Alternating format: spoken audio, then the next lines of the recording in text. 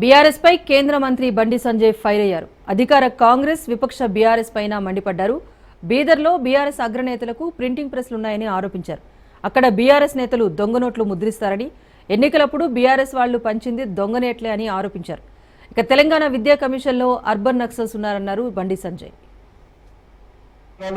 ఒక కుటుంబ పాలన, ఒక అవినీతి పాలన, ఒక మూర్ఖత్వ పాలనతో తెలంగాణ మొత్తం సర్వనాశనం అయిపోయింది. ధనిక రాష్ట్రం అప్పుల పాలైంది, కానీ ఒక కుటుంబం మాత్రం ధనికులైపోయిన వాళ్ళు. మామూలు పాస్పోర్ట్ దందా చేసి, దొంగ నోట్ల దందా చేసే కుటుంబం ఇలా వేల కోట్లు సంపాదించింది. అక్కడ బీదర్లా, మీ అందరికీ ఇన్నో చెప్పిన విషయం చెప్తా. బీదర్లా ఇదే టీఆర్ఎస్ పార్టీ అగ్రనాయకుడికి ప్రింటింగ్ ప్రెస్ ఉండేయారా.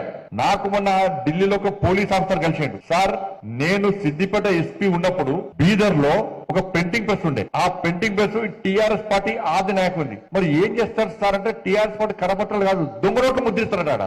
దొంగ నోట్లు ముద్రించే ప్రింటింగ్ ప్రెస్ బీదర్ లో ఉన్నది.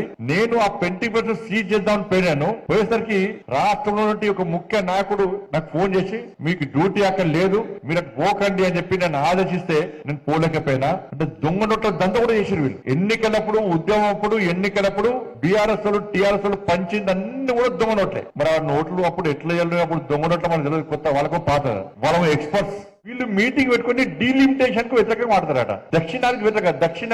దక్షిణాది జీడిపి రేట్ అయితే 36% అట.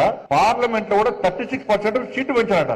జీడిపికు పార్లమెంట్ కు సంబంధం ఉందని చెప్పన్న. జీడిపికును పార్లమెంట్ లో సీట్లు పెంచడానికి ఏమైనా సంబంధం ఉందా? మరి తెలంగాణలో జీడిపి అసిమాబాద్ లో తక్కువ ఉంటది, ములుగు తక్కువ ఉంటది, ఇంకొకటి తక్కువ ఉంటది, ఆదిలాబాద్ లో తక్కువ ఉంటది. మరి అసిమాబాద్ లో, ములుగులో, ఆదిలాబాద్ లో సీట్లు పెంచద్దా? చెప్పాలి, ముఖ్యమంత్రి గారు చెప్పాలి, మరి సమాజం చెప్పాలి. కానీ డీలిమిటేషన్ ఏందన్నా, అసెంబ్లీలో పార్లమెంట్ లో కొన్నిట్లో లక్షల ఓట్లు తేడా ఉన్నాయి. పెరిగినాయి తగ్గినాయి అన్నింటి కలిపి సమానంగా చూడాలని చెప్పి ఒక ఆలోచన.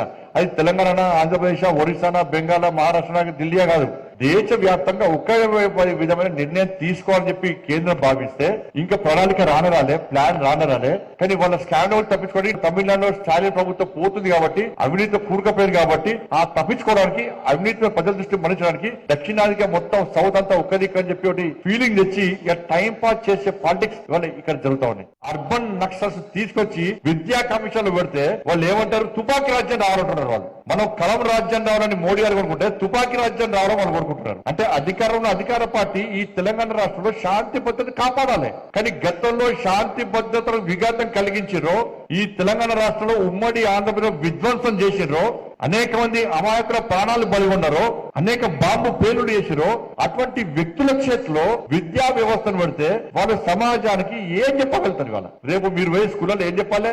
ఇగో ఫలానా కొండపల్లి సీతారామయ్య ఇన్ని బాంబులు వేల్చిండు, ఇంతమందిని కాల్చి చంపాడు, ఇంతమంది పోలీసులు చంపాడు, ఇంతమంది బీజేపీ కార్యకర్తలు చంపేసాడు, ఈయన ఫలానా ముప్పాల లక్ష్మణరావు ఈయన గిన్ని జీబులు వేల్చిండు, గిన్ని గ్రానైట్లు వాడిండు, ఇట్లా వేల్చని చెప్పాలా? మీరు ఏం చెప్పాలి? మీరు రేవంత్ రెడ్డి గారు చెప్పాలి. రేపు ఉపాధ్యాయులు ఏం పాఠ్యాంశాన్ని బోధించబడ్డారు? తుపాకీ రాజ్యం ద్వారా రాజ్యాధికారం వస్తుంది, ఓట్లు వేయద్దు, ప్రజాస్వామ్యం మాకు నమ్మకం లేదు, మాకు తుపాకే గొప్పది అని చెప్పంటారా? చెప్పాలి, రేవంత్ రెడ్డి గారు చెప్పాలి.